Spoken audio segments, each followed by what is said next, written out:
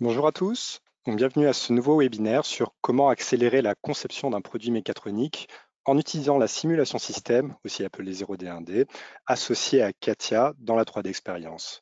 Je m'appelle Pierre Sens, je suis en charge du développement des activités en lien avec l'ingénierie des systèmes chez Kionis et aujourd'hui j'aurai le plaisir d'être accompagné pour cette présentation par Sol Pérez, Industry Process Expert chez Dassault Systèmes, qui vous présentera justement un exemple concret avec démonstration de cette association entre la simulation système et CATIA dans la 3D Experience.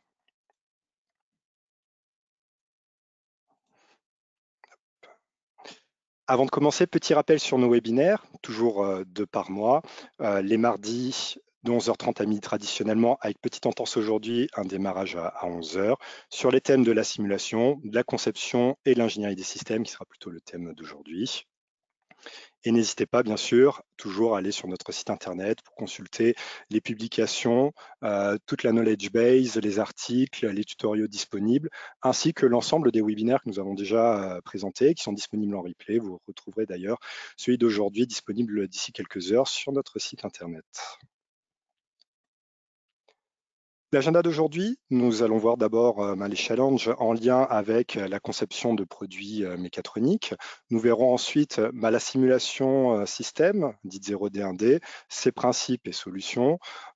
Nous verrons le lien entre cette simulation système et la conception 3D, comment la faire et les gains associés.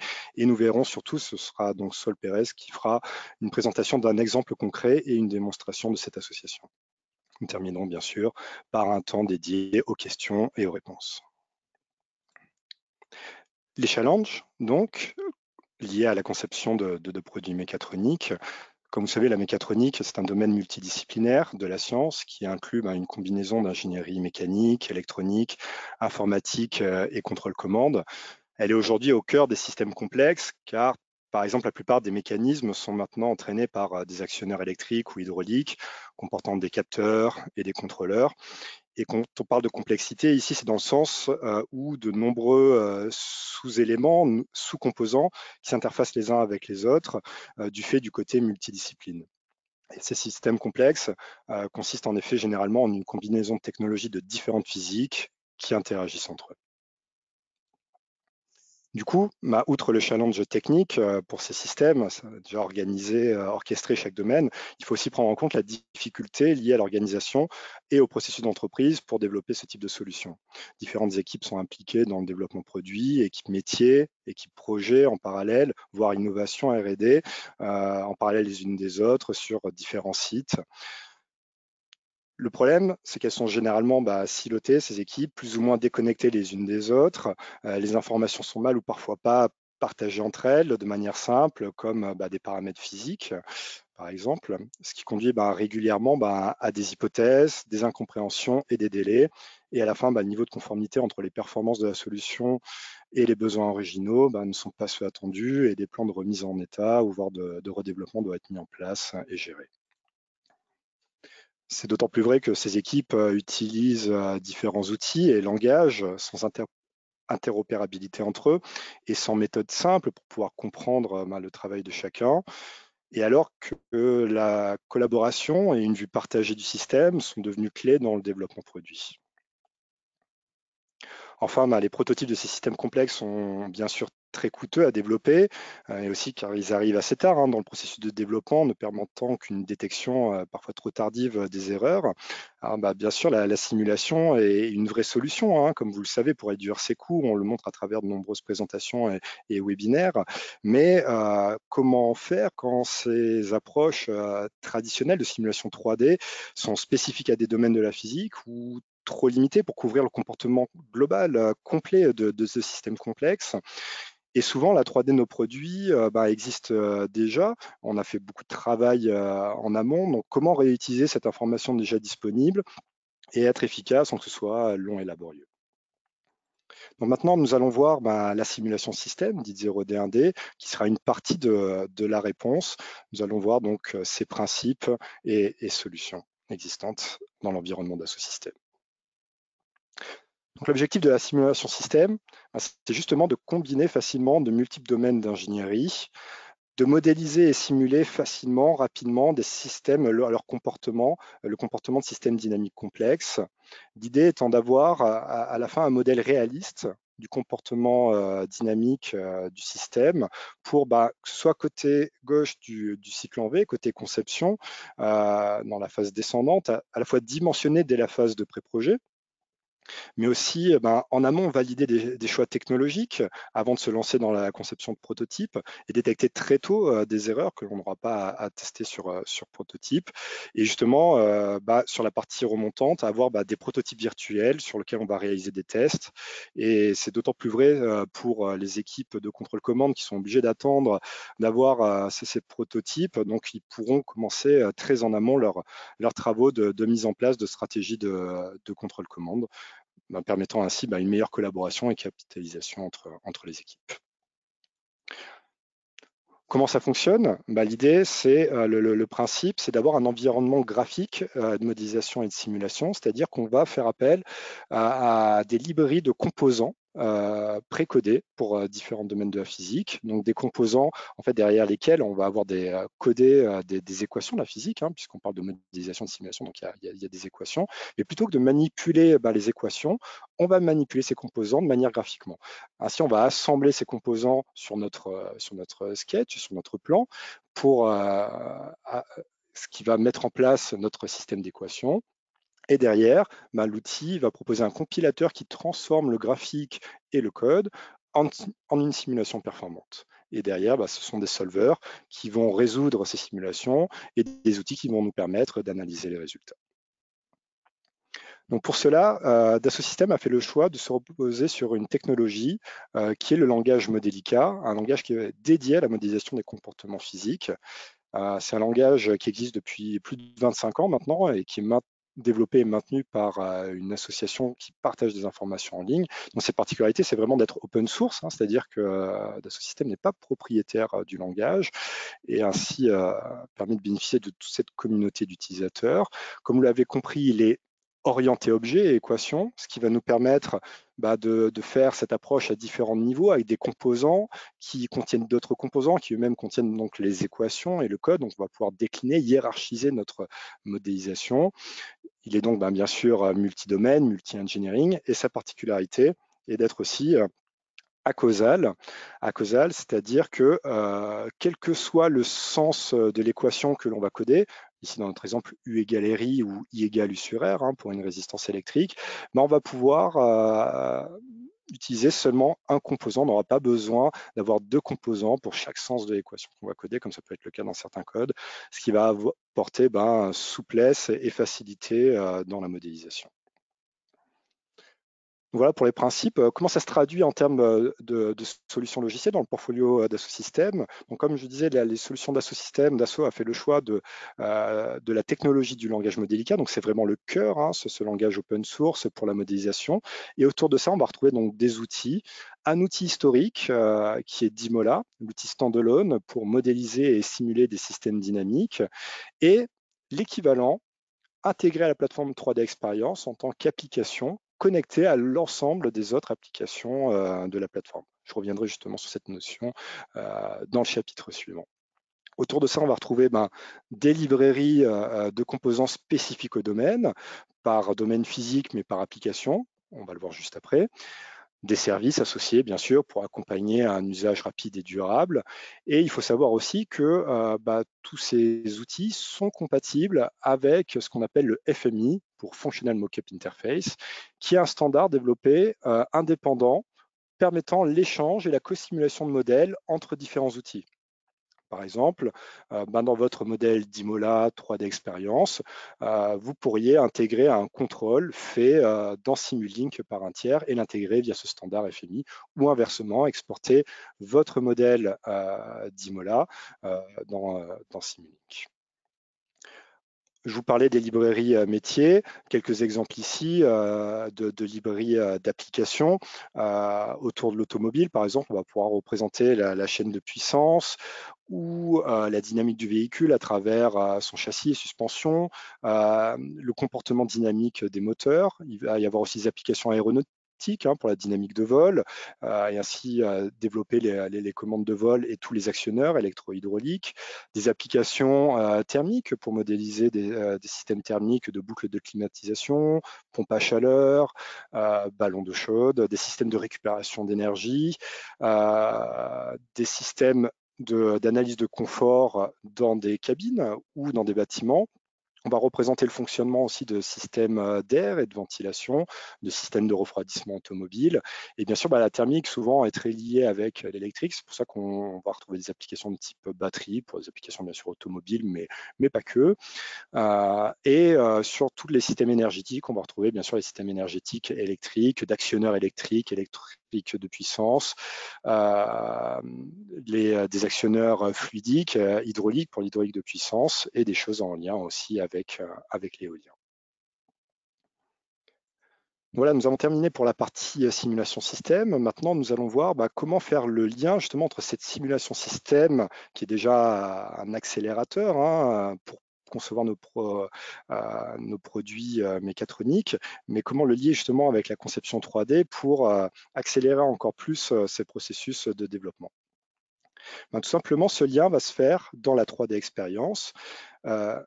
Petit rappel, on en parle dans pas mal de nos webinaires, mais qu'est-ce que cette 3D Experience? C'est la plateforme d'intégration des solutions d'Assosystème, proposant un ensemble d'applications à chaque métier de l'entreprise et applications qui sont connectées entre elles et qui permettent une meilleure collaboration entre les équipes. Ces applications pointent aussi vers une source de données unique, une même base de données partagée entre les équipes, créant une réelle continuité numérique entre les métiers. La plateforme fournit donc dans un environnement unifié des solutions logicielles à chacun des métiers de l'entreprise, et notamment l'ingénierie en proposant des solutions de conception 3D, bien sûr, historique avec Dassault et notamment l'historique CATIA, mais également des solutions d'analyse, de simulation et d'intelligence pour optimisation des alternatives de conception possibles. Alors, le principe de la plateforme, c'est une plateforme web-based qui fonctionne sous la forme de rôles permettant d'accéder à différentes applications, des apps, appartenant aux différentes brands, marques de Dassault Systèmes, CATIA, Simulia, Delmia. Et ces applications contiennent chacune un ensemble d'outils dédiés au métier qui nous intéresse. Sachant que cette plateforme est disponible soit en installation sur des serveurs sur site, mais également sur cloud, public ou privé. Et du coup, c'est à travers cet environnement unifié qu'on va pouvoir faire le lien entre la conception 3D à travers les applications spécifiques et la simulation système avec ses propres applications. Ainsi, concepteurs et spécialistes système bénéficieront ensemble de la modélisation 3D exacte combinée avec le comportement multiphysique précis du système en langage modélica pour créer un jumeau numérique du produit. La plateforme proposera un processus intégré, un développement complet des exigences, analyse et résultats, en passant par la modélisation et simulation multi-échelle, la capacité de transformer aussi, on le verra dans l'exemple présenté par Saul juste après, un modèle 3D en modèle système. On va pouvoir faire de la gestion de cycle de vie du produit et des données, et l'utilisation d'algorithmes et de plans d'expérience et d'optimisation permettant ainsi de converger rapidement vers des solutions optimales.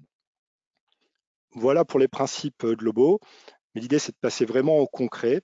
Donc je vais laisser la main à Saul Pérez qui va vous montrer un exemple détaillé avec une démonstration de cette association entre conception 3D et simulation système dans la 3D expérience. Saul, je te donne la main. Très bien, Tu peux merci maintenant beaucoup, partager Pierre. ton écran. Oui, ok, très bien. Est-ce que vous voyez est-ce que tu vois ma présentation, Pierre? Tout à fait. Ok, très bien. Donc, merci Pierre pour cette belle introduction de simulation système. Donc, comme tu l'as très bien introduit, je vais faire une démonstration pratique d'un cas concret. Donc, le but de cette démonstration est vraiment de montrer comment accélérer la conception d'un produit mécatronique en utilisant la simulation système dans la 3D Experience Platform. Donc, dans la démonstration, on va montrer les capacités de modélisation et de simulation système sur l'utilisation concrète d'un mécanisme d'ouverture de porte pour une voiture. Donc ici, il y a la carrosserie et c'est ce mécanisme-là auquel on va s'intéresser pendant cette démonstration et qu'on va vouloir analyser, optimiser et valider. Donc, on va illustrer pendant cette démonstration comment un mécanisme existant peut être analysé à travers une application dans la 3D Experience Platform qui est assez équivalente à CATIA, au software CATIA, et comment ce mécanisme qui est déjà préexistant peut être utilisé, peut être représenté sous forme d'un modèle mathématique et un modèle mathématique représenté dans le langage modélica. On va souligner lors de cette démonstration comment on peut construire un système au complet, donc avec différents types de niveaux de détail, de complexité, de granularité. Donc on va essayer de présenter tout ça de manière à ce que vous puissiez identifier la valeur que c'est de représenter ces systèmes de manière multiphysique. Et le but, comme je vous l'ai dit, c'est d'améliorer, d'optimiser, de valider le système. Donc, pour en parler un peu avec du scénario, donc on va le faire en 4 étapes. Donc, la première étape, ça consiste à faire une analyse cinématique et à animer le système à l'intérieur de la 3D Experience Platform. Et puis, après une deuxième étape dans laquelle on va traduire ce mécanisme en langage modélica. Donc, je vous expliquerai en détail comment on utilise cette fonctionnalité. Et puis, une fois qu'on a cette représentation du mécanisme en langage modélica, on peut construire un système multiphysique. Donc, on va prendre ce mécanisme qui a été généré en modèle modélica et on va lui rajouter des composants du style des machines électriques pour simuler les actionneurs. On va rajouter des algorithmes de contrôle. Et à la fin, ce système qui a été construit, on va pouvoir se servir pour faire de la validation en phase de pré-développement. Voilà. Donc, voici pour les 4 étapes du scénario. Donc, on va utiliser un modèle de données unifié qui s'appelle RFLP. Donc, c'est un modèle de données unifié qui permet de couvrir les exigences, couvrir l'architecture fonctionnelle et logique, ainsi que la partie 3D physique qui est en fait la géométrie qui a été designée en CAD. Donc, dans la partie fonctionnelle et logique, on peut rajouter des composants comportementaux. On peut rajouter dans cette partie logique, par exemple, une partie de software, etc. Et donc, c'est un modèle de données qui permet avec lequel il est facile d'accéder et de gérer des données de systèmes mécatroniques complexes. Il est possible aussi de gérer d'avoir une approche multiniveau parce que bon, lors d'un développement, on a plutôt intérêt à commencer avec des modèles simples qui se complexifient au fur et à mesure et ça permet aussi de tester différents types d'approches suivant les étapes de développement. Donc c'est quelque chose qu'on peut aussi reproduire avec la méthodologie que je vais vous montrer car on est capable de, par exemple, d'initier avec un modèle simple et petit à petit de le complexifier, de le compléter jusqu'aux étapes très en aval. Donc voilà. Donc là, pour cette démonstration, j'ai préparé une petite vidéo pour illustrer tout ça. Donc là, on est dans la 3D Experience Platform. Et on va travailler tout d'abord avec une application qui s'appelle Functional Logical Design qui permet d'accéder, d'explorer un modèle de données RFLP que je vous ai présenté. Donc, dans cet exemple-là, on n'a pas travaillé sur la partie exigence et fonctionnelle. Donc, on a travaillé uniquement dans la partie logique où on a inséré les modèles de simulation système. Donc on a ici, on reconnaît les 4 modèles qui sont différents types de niveau de complexité. Nous avons la partie physique. Donc, on pourrait être amené à introduire des exigences, bien sûr, et à connecter à travers les différents modèles logiques, etc. Donc, pour simplifier cette démo, je n'ai pas introduit. On va passer à naviguer le produit physique. Donc, le produit physique qui contient le mécanisme de porte auquel on va s'intéresser. Et ça comporte aussi la partie qui modélise la carrosserie de la voiture à des fins d'animation. Donc là, on va explorer un peu ce qu'on a dans ce modèle. Donc on a, pour les gens qui travaillent avec Katia, on reconnaît les différentes parties que chaque dans l'arborescence, comment les différentes parties sont représentées.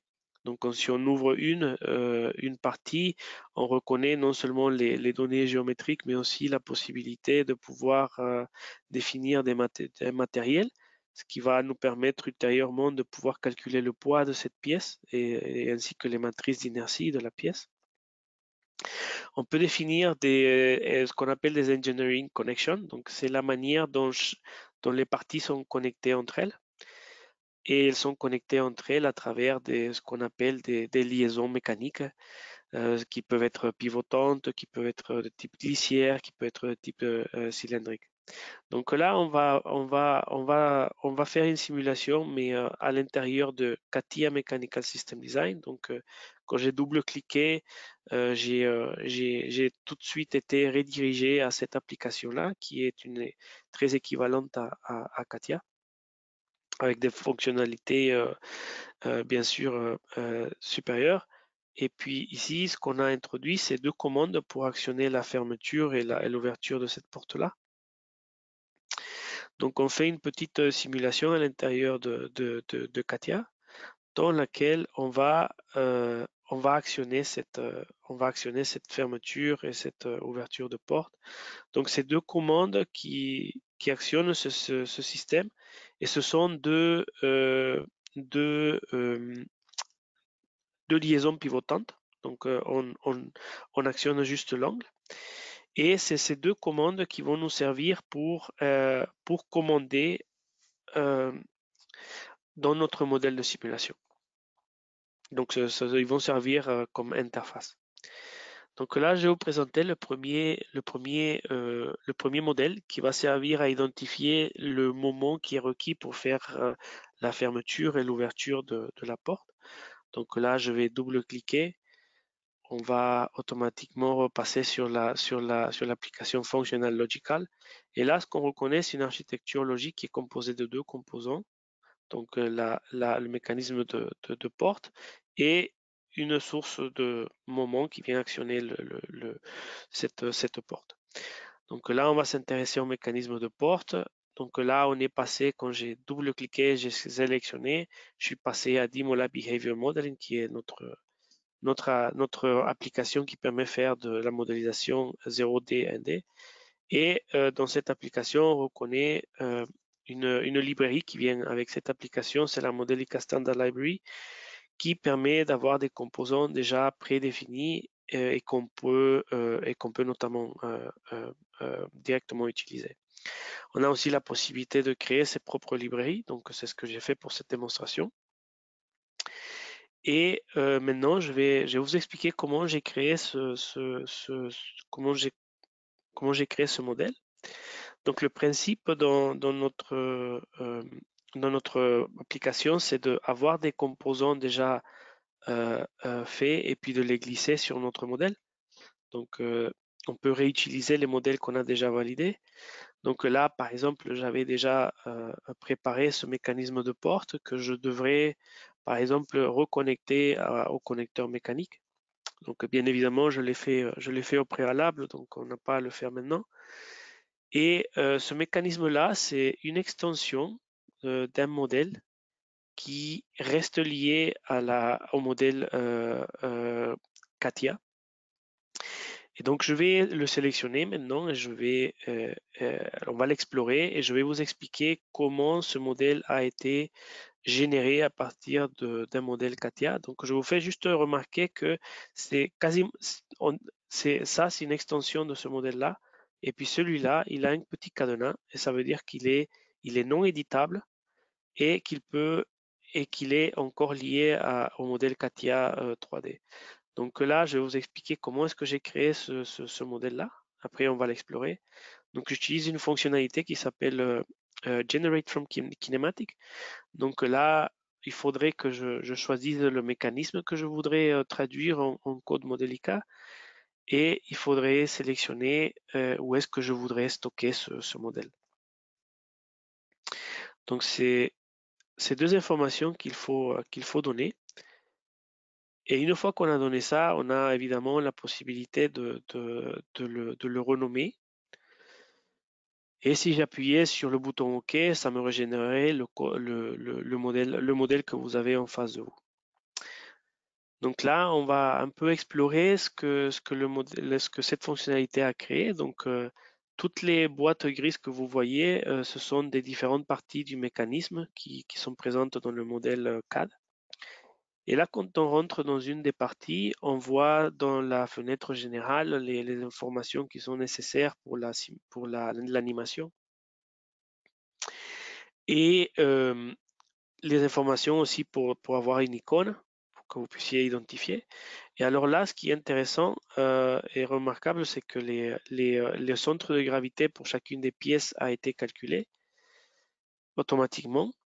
On a la masse qui a été calculée aussi grâce à des informations de géométrie et puis de matériel. Et puis notamment les masses, les matrices d'inertie qui permettent en fait de pouvoir prévoir dynamiquement comment la partie va se comporter, va bouger en fonction d'une force qui est appliquée. Comme on a défini aussi des engineering connections, on a pu aussi générer des joints, des liaisons mécaniques entre les parties qui peuvent être de type pivotante ou glissière. Et là, ce qu'on a aussi, c'est des composants qu'on appelle des cut joints qui viennent casser un peu des boucles cinématiques et permettent de faire un calcul performant, un performant. Donc, comme je vous disais, ce modèle-là reste lié au modèle CATIA. Et donc, il est possible de le réactualiser dans le cas où un changement a été effectué dans le modèle physique. Et ce modèle qui est son cadenas, c'est une extension, c'est une copie. Donc, les changements qui sont réactualisés vont être propagés dans ce modèle-là. Mais ce modèle reste éditable. Donc, ça veut dire qu'on peut potentiellement inclure d'autres composants, ce qui permet entre autres de pouvoir tester quel est l'effet d'un ressort ou d'un ajout d'un amortisseur, etc. Et comment on procède-t-on? Tout simplement, on va prendre des composants déjà préfaits et puis on va les glisser à l'intérieur de ce modèle. Et puis on va après connecter cet amortisseur ressort là où on voudrait entre les parties du système. Donc, voici pour comment on a créé ce mécanisme d'ouverture mécanique, d'ouverture de porte.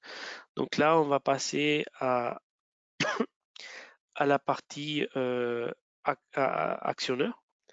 Donc là, comme c'est un modèle, c'est un premier modèle, ce on a fait, c'est un modèle assez simplifié dans lequel on va imposer un positionnement angulaire pendant la simulation. Donc, on va imposer une position angulaire sur le temps. Et là, le but, ça va être d'imposer comment le mouvement de la fermeture et de l'ouverture de la porte. Et ce qu'il faut comprendre, c'est que à la fin, et c'est toute la magie de la technologie basée sur Modelica, c'est que à la fin, on va avoir un système d'équations à résoudre. Il y a des inconnus, il y a des connus, des variables connues. Les variables connues, ce sont les positions angulaires. Et puis les inconnus, c'est le moment. Et donc, à la fin de la simulation, on pourra, en fait, on est capable de calculer le moment qui est requis pour faire la fermeture en fonction de la position angulaire sur le temps qu'on a imposé. Et ce sont des données importantes au début de phase de développement parce que ça nous permet en fait de dimensionner correctement nos machines électriques. Et ça peut donner des informations concernant la stabilité aussi de la porte. Si on a des pics de moments, par exemple, on pourrait commencer à optimiser le mécanisme de porte en rajoutant, comme je vous ai dit, des ressorts, des amortisseurs, ou par exemple, on pourrait s'imaginer de réduire la vitesse de fermeture ou d'ouverture afin que le mouvement soit le plus lisse possible et confortable pour l'utilisateur. Donc là, ce que je fais, c'est tracer des courbes. Donc les deux premières, ce sont les deux moments sur le temps, chacune pour chacune des articulations qui sont des liaisons pivotantes, comme je vous ai dit. Et puis, je vous ai tracé les positions angulaires que j'ai imposées. Donc voilà. Donc là, je pourrais vous montrer le deuxième cas. Je préfère vous montrer directement le troisième test parce que ça me paraît intéressant aussi de vous pointer précisément que oui, on a un modèle de simulation, mais on a aussi la possibilité d'interagir avec ce modèle de simulation en temps réel. Et en plus de ça, modèle qu'on a, on a complexifié on a rajouté des composants et on a complexifié et on a créé le modèle multiphysique dont je vous ai parlé dans mes slides. C'est-à-dire que ici, vous avez le même mécanisme de porte auquel on rajoute une machine électrique qui va venir entraîner la porte. Et puis, on a la partie alimentation qui est la puissance électronique. Et puis, un algorithme de contrôle qui simule le contrôle. Donc là, on va parcourir tout d'abord les machines, la partie actionnement mécanique à travers des machines électriques. Donc là, on a une machine électrique d'ici et auquel on a rajouté par exemple des éléments type engrenage. On peut imaginer de rajouter des éléments pour simuler un peu de friction. Et, et bien sûr, ces machines électriques ont besoin d'une alimentation qui est ici. Donc c'est le module de puissance électronique. Donc là, tout simplement, on a fait un modèle le plus simple possible avec une source de tension. Et puis le sens du courant positif, il est selon l'orientation de rotation pour la fermeture ou l'ouverture. Et là, on a aussi rajouté un algorithme de contrôle qui est basé sur des graphes état-transition qui permet de définir les différents états et permettent de contrôler comment la fermeture va se réaliser. Donc là, on a vraiment un modèle mécatronique, multiphysique. Et là, ce que je vais vous montrer, c'est la partie qui va nous permettre d'interagir avec la porte. Donc là, c'est tout simplement des boutons. Et là, je vais ouvrir une interface d'utilisateur qui va vraiment nous permettre d'utiliser les boutons qu'on a créés. Et donc là, ici, ce qui va suivre, c'est qu'on va simuler et on va interagir avec le mécanisme à travers cette interface utilisateur. Donc pour cela, on va simuler pendant 100 secondes et on va surtout cocher cette petite case qui est Interactive Simulation qui va nous permettre d'interagir avec le système.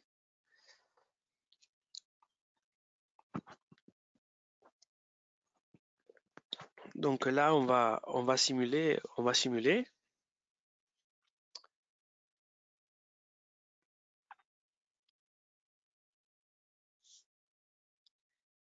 et on a accès au signal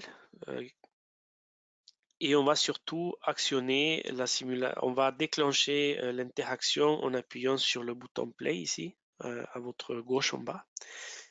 Là, je vais juste bouger un petit peu les fenêtres afin de pouvoir visualiser correctement l'animation.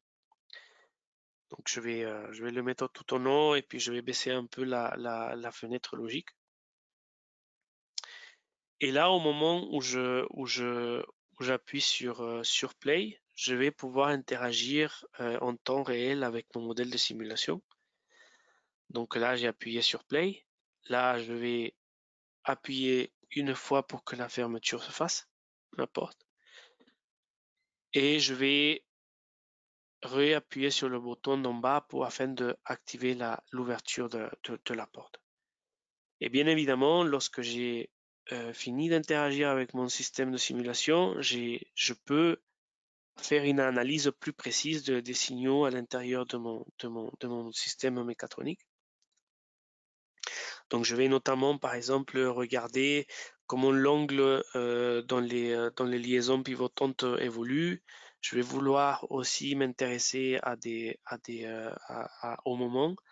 Et puis, on a vraiment toute la possibilité par exemple, de reconnaître ici, on reconnaît par exemple qu'il y a un petit pic de moment, ce qui pourrait nous indiquer aussi que on aurait besoin de faire des changements au niveau de notre système, donc de rajouter des composants par exemple des ressorts, des amortisseurs ou des éléments qui donnent un peu de friction pour avoir un mouvement lisse. C'est ce type de modèle aussi qui permettent aussi de faire de la validation de la logique de contrôle parce que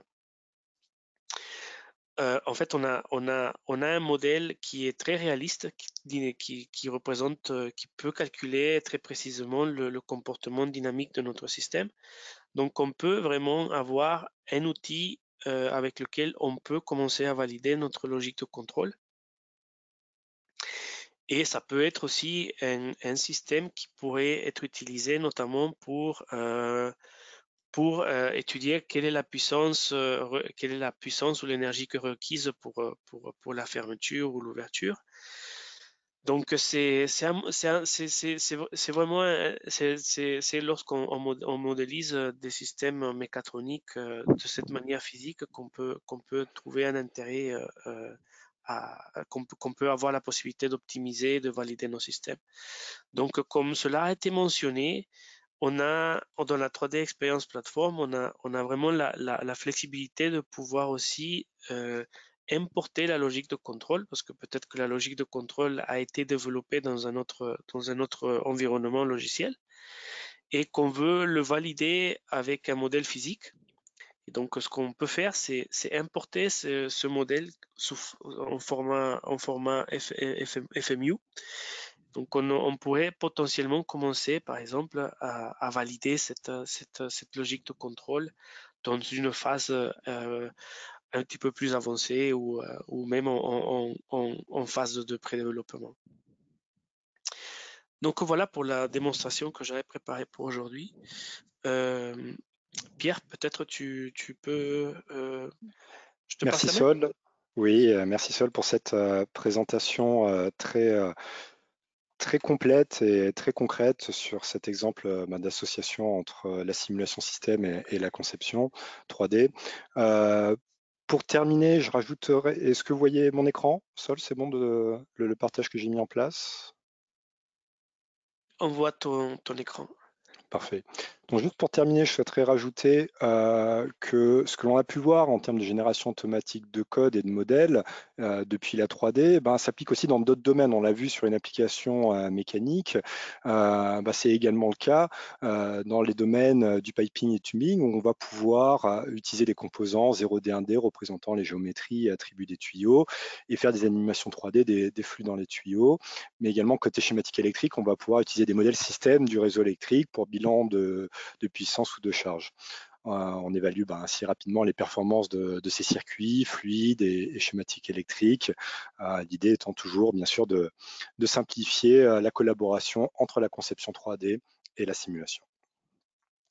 Donc pour terminer, à retenir de cette présentation, ce que l'on a pu voir, c'est une solution collaborative et unifiée qui combine les différents domaines de la physique pour pouvoir déjà mieux comprendre le comportement d'un système et construire des systèmes plus efficients et prévenir d'erreurs ou de perturbations inattendues. L'idée, c'est vraiment de mettre un peu plus peut-être d'efforts en amont, mais pour valider plutôt des pistes de conception et tester, explorer des architectures avant d'avoir un prototype physique et ainsi réduire le temps qu'on va passer sur ces prototypes.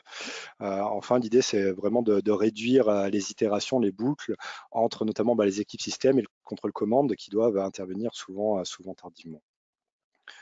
Donc, ce que l'on a vu, c'est vraiment une approche qui permet de simplifier la création et la génération de modèles par réutilisation de l'existant, hein, des modèles 3D, pour accélérer les processus de développement et finalement, en faisant ces efforts un peu en amont, concevoir au plus juste dès la première fois.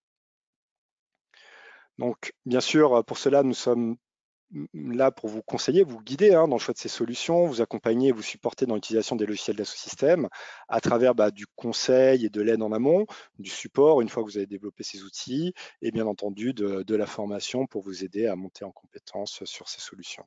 Justement, en termes de formation, nous proposons des sessions d'introduction à la 3D Experience sur la base d'une journée où on a une introduction, on voit les tableaux de bord, les bases sur les cycles de vie et de gestion de people et organisation. Des formations sur l'utilisation justement de la simulation système dans la 3D Experience sur 2 jours avec une introduction au langage modélica, les modèles RFLP dont a parlé Sol, la création de modèles et la simulation. Et il existe aussi bien sûr des formations sur les librairies spécifiques métiers que l'on a évoquées précédemment. Le webinaire est maintenant terminé. Place aux questions. Pour cela, vous avez un petit encadré sur le côté sur lequel vous pouvez taper vos questions.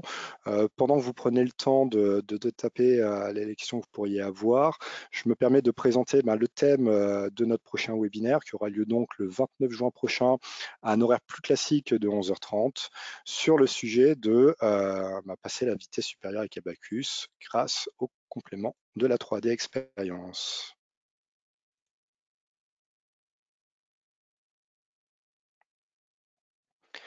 Y a-t-il des questions?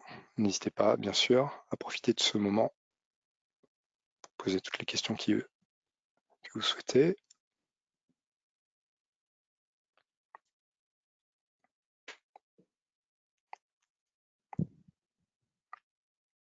Alors j'ai une question. Est-ce que toutes les librairies de composants que l'on a vues sont disponibles de base ou additionnelles? En fait, il y a différents types de librairies avec le langage Modelica, comme on l'a vu, qui est open source. Il existe finalement des librairies de composants open source aussi, c'est-à-dire disponibles en ligne. Sol en a parlé à un moment donné, ce qu'on appelle la Modelica Standard Library. Ce sont des librairies de composants de physique de base, mécanique, électrique, fluidique, disponible avec l'outil puisque c'est open source. Et après, bien sûr, il existe des librairies plus métiers complémentaires qui ont un coût. Et là, c'est plus la diapositive, je vous ai montré avec toutes les applications en lien avec les systèmes de powertrain, de suspension de châssis, d'applications thermiques, batterie électrique, système énergétique, comme on a pu voir.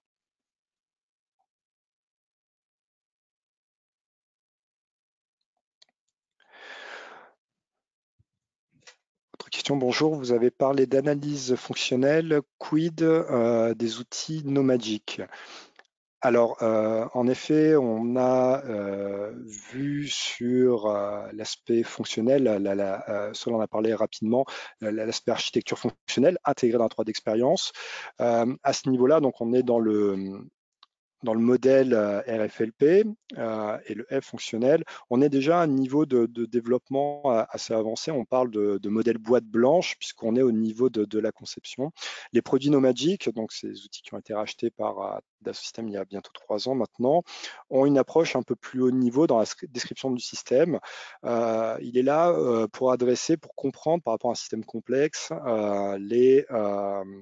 les missions et services qu'il doit rendre. Donc il y a déjà une première approche type un peu boîte noire. Donc c'est souvent en amont, complémentaire par rapport à ce qu'on a vu. Alors bien sûr, il y a un peu de recouvrement sur la partie fonctionnelle, mais ce qui va permettre de comprendre toutes les parties prenantes par rapport à notre système, dans quel l'environnement il va évoluer. On va faire des diagrammes d'environnement, des scénarios, ainsi de suite. Donc pour l'instant, ce sont des produits qui restent plutôt standalone, mais qui ont pour vocation à être intégrés dans la plateforme, ce qui va nous permettre d'enchaîner les modèles de données RFLP plus ces missions et services en amont.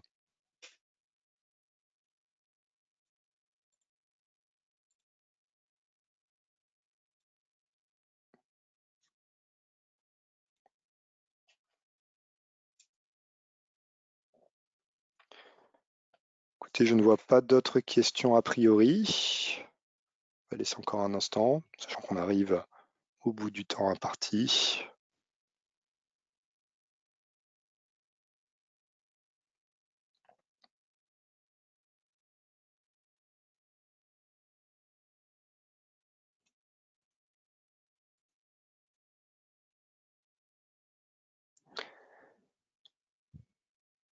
Toujours pas de questions. Bah, écoutez, je vous propose de conclure ici. Merci encore pour votre attention et votre participation. Comme indiqué, ce webinaire sera disponible en ligne sur notre site en replay. Vous pourrez le revoir et le partager. Je vous souhaite une très bonne journée et vous dis à très bientôt. Au revoir.